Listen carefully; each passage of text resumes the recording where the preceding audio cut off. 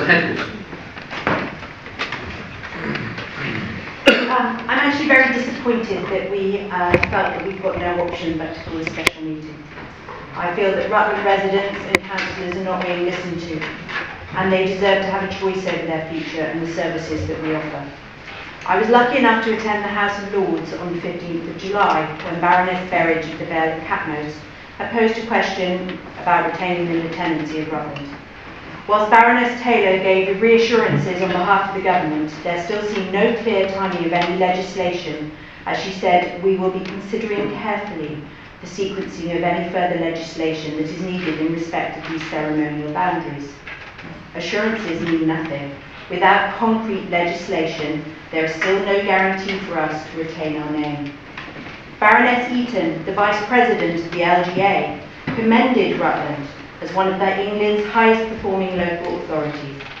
She went on to say, Rutland residents have always felt very close to their council and their elected members, and all decisions have been made locally. With that in mind, will the Minister outline the tangible benefits for Rutlanders of forcing this small but perfectly formed council to become part of a larger unitary authority? And what data has the Minister based her views on? In her response on behalf of the government, Baroness Taylor said, first, no forcing is involved here. We put out an offer to submit proposals, and we have had proposals back. We've met all the councils in Leicestershire and Rutland, and separately the Mayor of Leicester. There is a very strong will in the county to work together.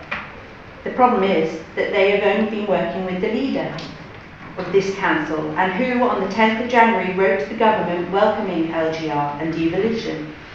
The letter Councillor Waller sent states, unanimous in principle agreement to a mayoral authority linked to the government reorganisation, and therefore pathway 2 is our preferred option.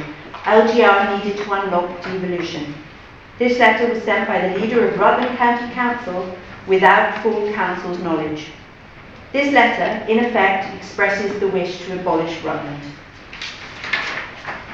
Our current position on LGR and the leader's stance is that her decision alone, under executive powers to put forward recommendations for Rutland, is undemocratic, which is why we put forward a motion for a vote at full council. Interestingly, neither Leicestershire County Council nor Lincolnshire County Council have submitted proposals including Rutland. Indeed, I've been told that the leader has had no interaction with Lincolnshire County Council at all, unless of course she's done something recently. The district councils have submitted proposals which include Rutland. However, why hasn't Rutland submitted its own proposals? The leader told me it was because Rutland hadn't been invited to. However, the soon-to-be abolished district council submitted proposals. We must put forward our own proposals rather than piggyback on one alone. It is only a few months until proposals must be delivered, and we must give Rutland credible choices. Leicestershire think reorganisation will save them 30 million every year by abolishing the district councils. Leicestershire is allegedly 209 million in debt. Unfortunately, Lincolnshire Council's debt stood at 469 million in April. Would this debt be shared with us here in Rutland? Within Leicestershire, there is a disagreement between the district and county council on what would work for Leicestershire.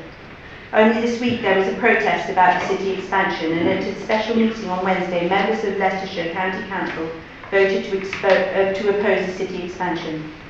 In conclusion, like Baroness Eaton, I'm struggling to find any tangible benefit any reorganisation will bring Rutland, nor do I feel that all our options have been fully and transparently explored and exhausted.